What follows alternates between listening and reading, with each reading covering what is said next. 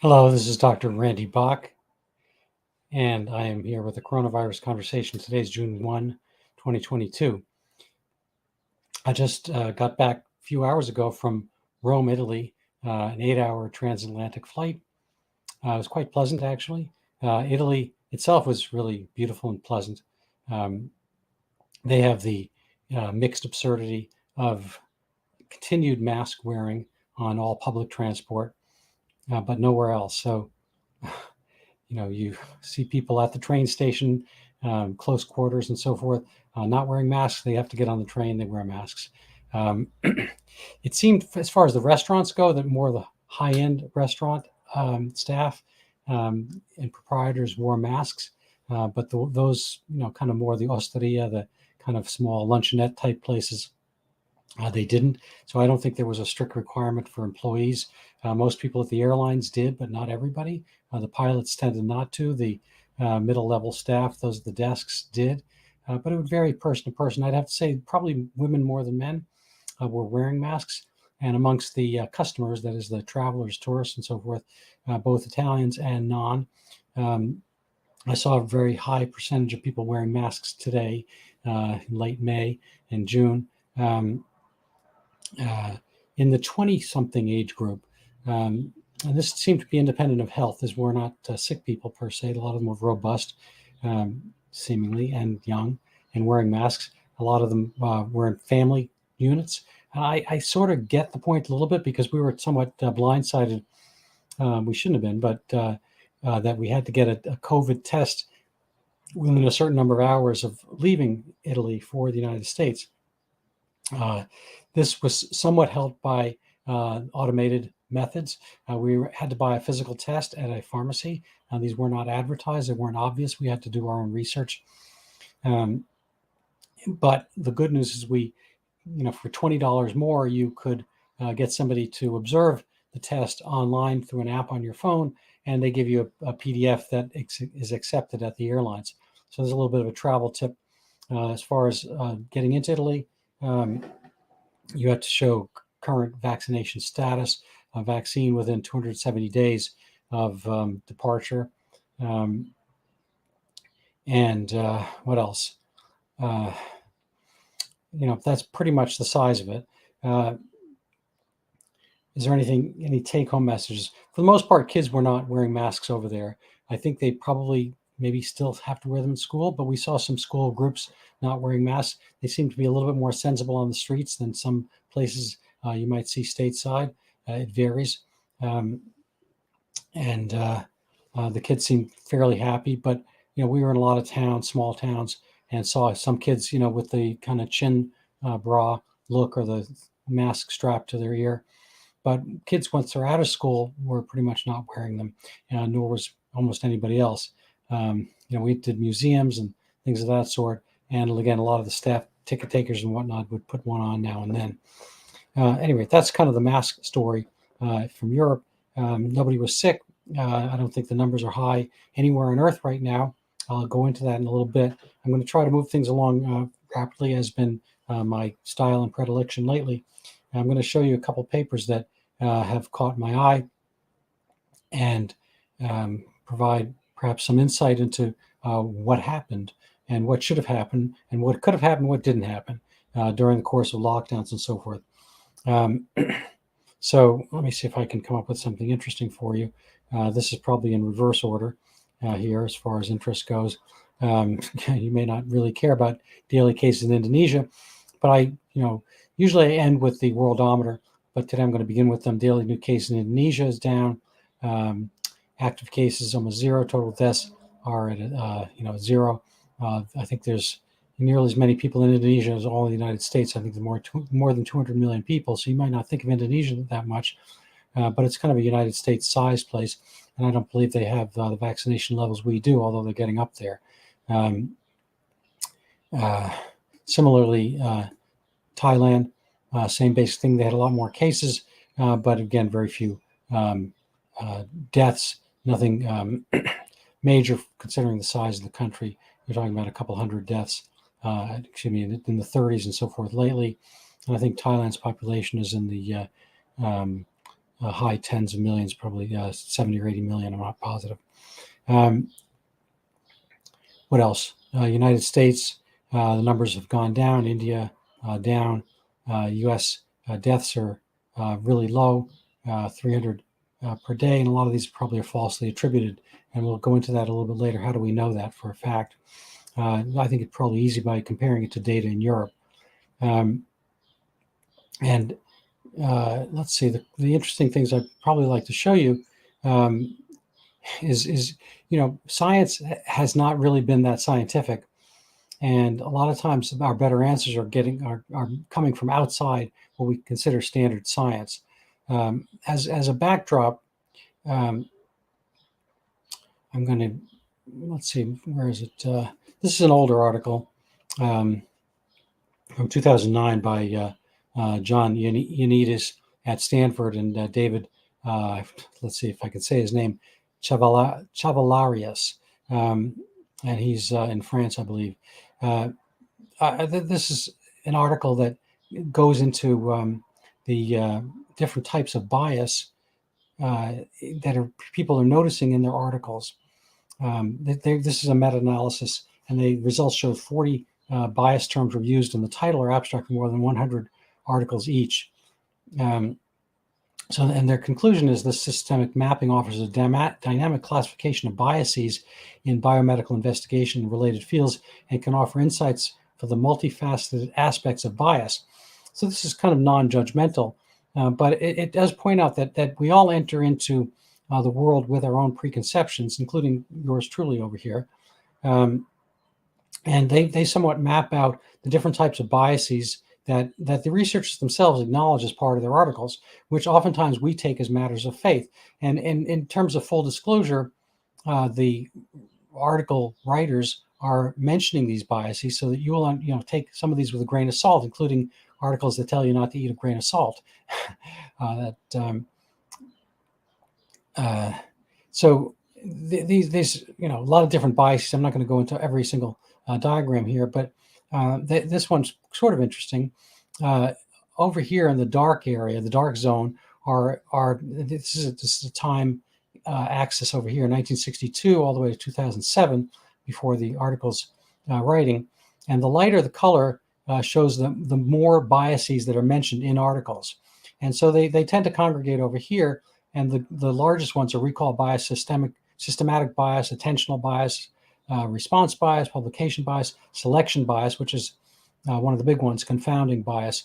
And I will commend you to read this article rather than go over every aspect of it. But years ago, nobody really mentioned the biases inherent in certain types of studies. The least biased type of study is a double-blinded randomized control study. So neither the researchers nor the subjects know who's getting what, because if you have an idea in mind, oftentimes you maybe subtly or not so subtly might push the subjects to act in a certain way based on what you would like them to do. So why do I bring that up? Well, totally separately, this is kind of unrelated, but I was given this article to look at because I have been studying Zika, and I recommend you to read my book, Overturning Zika, on Amazon. And so a physician friend of mine, former classmate, sent me this article, Diseases Take Flight with Climate Change. The changing climate is providing opportunities for insects and other animals to spread infectious diseases, you can't see this word, to different populations, across populations perhaps. And it's a 13-minute read. I think this article is fairly recent. But I'm not going to read it for you. But the basic point is some areas are getting hotter and some areas are not. And the areas that might have had some mosquitoes for malaria and so forth, become drier with greater heat, and the mosquitoes don't live, and the mosquitoes might change their habitat. But net, they're not necessarily noticing any more diseases in one place versus another. This is David Relman, who I believe is the son of the former New England Journal of Medicine editor, Arnold Relman, with whom I spoke in the 80s, and he published an article of mine, which I can send you a link to separately, about the reason for high prices at walk-in clinics at the time, kind of dock-in-a-box clinics. So he says here, as the climate warms, a disease that becomes more prevalent and severe in one place may become less so somewhere else, and another may reveal a different temporal and geographic pattern.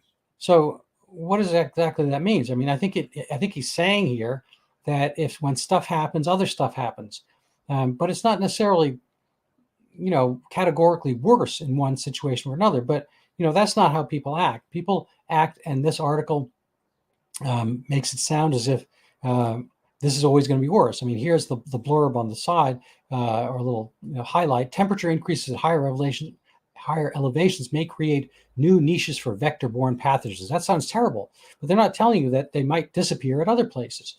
Peter Hotez, who's a fellow at Yale a few years after me, he does tropical diseases, points out that certain parts of East Africa, skyrocketing temperatures and diminishing rainfall patterns are adversely affecting the mosquitoes that carry malaria and the snails that carry schistosomiasis. Yet, temperature increases at higher elevations may create new niches for vector-borne pathogens, further contributing to the redistribution of mosquito and snail-borne diseases. Okay, fine. So again, this is not necessarily worse. And again, you have to stipulate that you are accepting his premise that such is happening on a repetitive basis, skyrocketing temperatures and diminishing rainfall patterns. But even so, it doesn't necessarily mean that the population as a whole is worse. It just may mean that certain diseases which were in certain places may go to other places and vice versa. It is an interesting side note. We were in Italy, as I mentioned, until recently, and malaria was in Italy for a long time. No longer. They managed to, I guess, deal with swamps. And I don't think it was a change in climate per se, but malaria actually is literally malaria, bad air. So it used to be that tuberculosis was considered consumption, and the cure was to get fresh air. And it's kind of the reason most of the American hospitals, and at least in the Northeast, are on hills, the community hospitals, because they thought that building them up high would help people's health. So I think similar concept might have existed for malaria. They thought it was bad air, but in fact it was mosquitoes. I just bring that up as a side note to show how disease conceptions have changed over time. Oddly enough, influenza is also an Italian term, and I believe it's the influence. I think I'm not sure they were sure by which they were being influenced, and we're going to come back to influenza in a second as we look at how economists are looking at science versus scientists looking at science. So there's a very interesting article here, which is from, where's it from? I have to get to the top of it. It's a literature review and meta-analysis of the effects of lockdowns on COVID-19 mortality.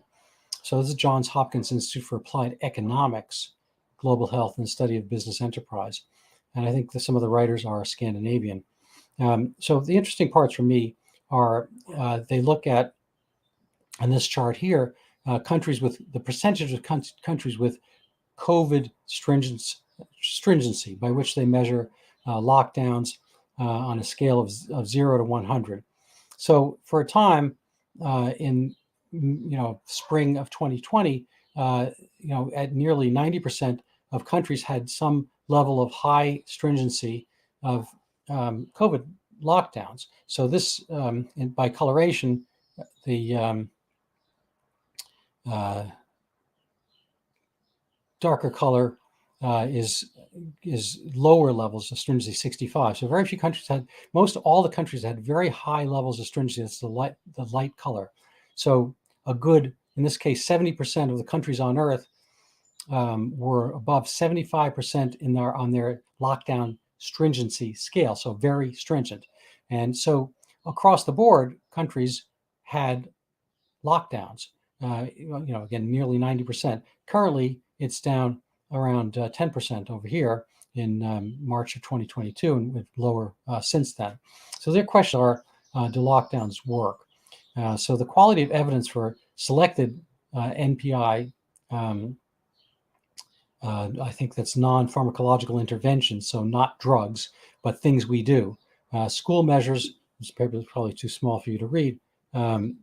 School measures and closings, the quality of evidence as assessed by the WHO before the pandemic. They thought all of these had very low level of evidence to make these decisions: border closures, travel restrictions, avoiding crowding. But people did it anyway. Why do we do it? Because the real virus tends to be word of mouth, and we do things by peer pressure and so forth. So this is kind of, I think, maybe the interesting bullet point here.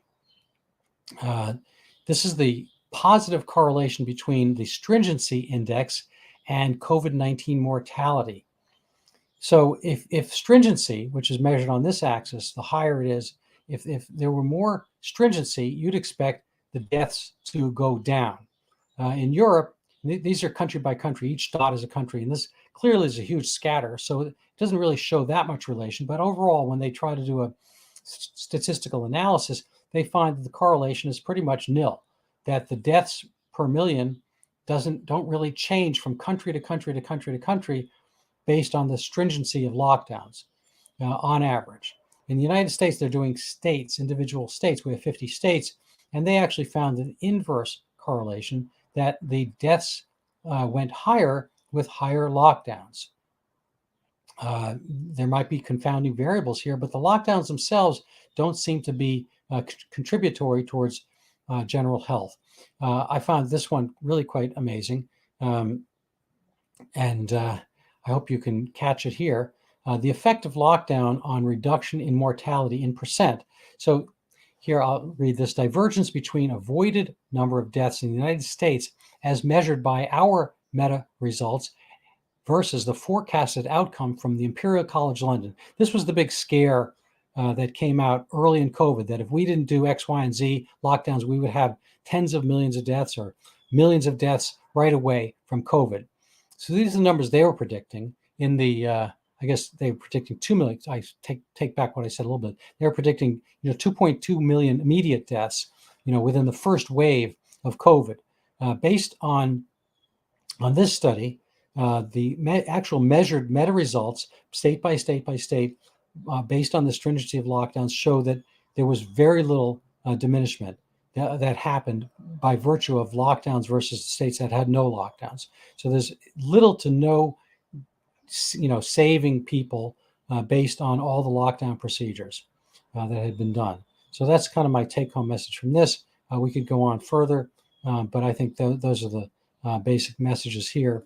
And you can look at these here. This is a simplified illustration of the difference in of the difference in difference approach compared to it's kind of a tongue twister here, but I'll leave it here, and maybe I'll make a slide of this for you to look at. But overall, it was really nothing, nothing going on. Johns Hopkins, I guess the studies mentioned here by the Brownson Institute, by Thorstein Siglaufsson, who's Icelandic consultant and writer. And I think we might have him on the show at some point, because he is interested in applying the logical thinking process to everyday problems. He actually has a book on this topic, which I just purchased. So we might have him on the show shortly, and you get to ask him questions about some of these aspects. So people are coming around to this. This is a separate independent study from, let's see, where is this from? This is from the British Medical Journal Global Health version, from Dr. Kevin Bardosh. I'm not sure what his where he is from per se, but they worked on looked at the unintended consequences of COVID-19 vaccine policy. So why mandates, passports, and restrictions may cause more harm than good. This is looking forward. The lockdown one is looking backwards, showing that all that lockdown stuff really didn't do anything, changing the amount of lives saved versus the predictions. So again, I refer you back to this model. This is predictions. This is actuality. So they're predicting that we would have millions of deaths extra, whereas it turns out lockdowns really saved almost nobody. So getting back to this one here, the summary box over here is mandatory COVID-19 vaccine policies have been used around the world, et cetera. we outline a comprehensive set of hypotheses for why current COVID-19 vaccine policies may prove to be both counterproductive and damaging to public health. So they're looking at the big picture. Our analysis strongly suggests that these mandatory policies already have had damaging effects on public trust, vaccine confidence, political polarization, human rights, inequities, and social well-being. We question the effectiveness and consequences of coercive vaccination policy and pandemic response and urge the research community and policymakers to return to non-discriminatory, trust-based public health approaches. All well and good. Our friend Bill Gates, with whom I have not agreed on very often lately, he actually opposes COVID vaccine mandates and passports. This says at Davos, which is the World Economic Forum, but he means in general, not just for those. I thought at first when I read it, he meant for those, elites, but he actually means it for everybody. And he said here, if you have breakthrough infections, what's the point? Which is absolutely true. I mean, the vaccine, no vaccine, countries pretty much do the same. The vaccine is for COVID-19. We're on COVID 2022 right now. They're kind of pointless and beside the point. And there's really no effort, from the vaccines and reducing, or making change in actual outcomes. This is not to say that people don't still think in this somewhat, medieval way, the way they thought malaria, the bad air, caused malaria, or some type of, I got to again read up the derivation of influenza. Some outside influence caused influenza. I don't think they're looking still or now at any of the root causes in a productive way. Actually, there's something I want to get back to. Let me see if I can find it before I do this. But while I'm looking, I'll mention that, unfortunately, there's a classmate of mine who was a physician and infectious disease expert, and she will not be coming to our reunion in a few days because she doesn't think the country is adequately masked. So that is just an amazing thing. She says cases are going up. Perhaps, I'm not even sure they are going up in Los Angeles. But if in fact she believes that to be the case, it still does not make very much sense because cases are just cases. Here's the thing I wanted to show you. So let me put this back up. So speaking of influenza, maybe we could get the derivation of the word a little bit later. Influenza disappeared at the same time in Denmark, Norway, and Sweden, despite radical differences in lockdown policies. As we know and have talked about before on the show, Sweden didn't really have very much in lockdown. They had a very mild one very briefly, but they were much more laissez-faire, let things go as they would, than Denmark and Norway. And overall, all cases of influenza disappeared identically. So influenza is transmitted pretty much the same way as COVID. And so one would think the same thing would track for coronaviruses as influenza viruses, which are both from sneezes and coughs and whatnot. So they conclude here, we believe that most, if not all, studies focusing on timing fail to distinguish between the effects of lockdowns and the effects of voluntary behavioral changes. That is to say that we should trust people more on what they do because humans have brains and they can react appropriately. Anyway, so this is a fascinating article. I recommend you look at it. I'll put the link up for it. And with that, I might actually take leave of you for this week. I wish you good air, not malaria. And if anybody has the answer to the influenza question, you can post that. I can probably find it myself, but I'll give you a little bit of homework. Anyway, thank you so much for joining me tonight. Please feel free to comment, pass this along, and give me your recommendations.